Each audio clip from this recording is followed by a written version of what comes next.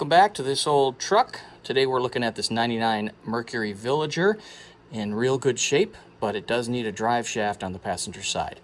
Let me get up underneath there. It seems like that bushing that's halfway through is the issue, so I'd like to show you some tips that I'm finding very helpful. When inspecting the new drive shaft, we see that the bushing that we're talking about that is such an issue and gets rusted on is this part right here. And what happens is that it is on by three pretty simple 12mm bolts. But it's once you get those bolts out, to try to slide that drive shaft off of there is going to be a bit of a task. But before we even do that, we want to get access to those three bolts. So I'm going to take you underneath the car and show you what I have under there. So here's the drive shaft going in. This other part, you can see how bad this was. It just broke off when I tried bending it to the side. All right, we're underneath the car. I'm looking from the driver's side, actually. So if we look from the driver's side, you can get access to all three of the bolts. I got the two out there. The bottom one was the easiest one. And I just use a long extension. I'm on a 1/4-inch ratchet here, and then it comes out to 3/8 inch. But you know, honestly, you could easily do this with a little 1/4-inch because these 12mm bolts are pretty simple. So what I'm going to do next is I'm going to show you how I'm going to attack that bushing.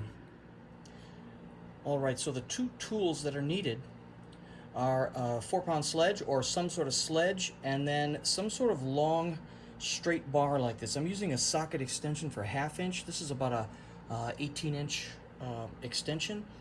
And when you put it right up in there, I'm going to try to move this camera slowly, but when you put it right up in there, what you're trying to do here is put it right on that one edge. So let me get underneath there and show you.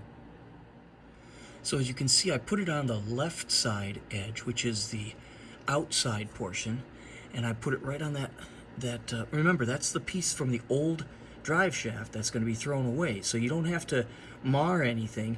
And if you bang on that a couple times, that's going to slide. And you're going to notice then that it starts to loosen up. Now you can grab that, and literally with my hands, I'm just going to wiggle it back and forth and slide it straight out. You don't have to be doing all that prying.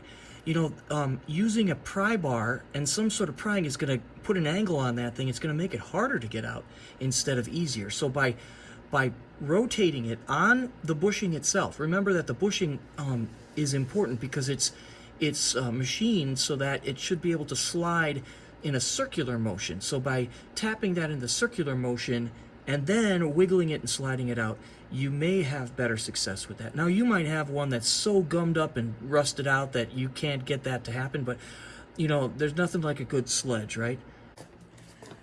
So here's the bushing on the inside, and again, it's real sticky looking, and it's got quite a bit of rust out here. But what happens is that if you turn this rotationally around the axis, it will loosen up better than if you try to chisel or bang this thing at an angle. So what happens is a lot of folks are trying to stick a wedge in there, and they're trying to bang on the 3 points of the wedge to try to get that thing out.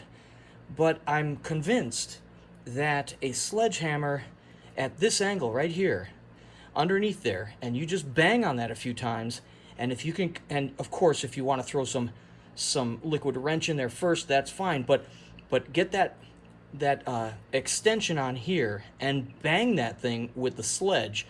You're going to get this to spin in the socket, and then you'll be able to wiggle it out, and within not even a minute I had this shaft out. So I'm quite happy with the way that turned out. I'm just matching it with the new one to make sure that all of the lengths and components are there. Looks like we're ready to go.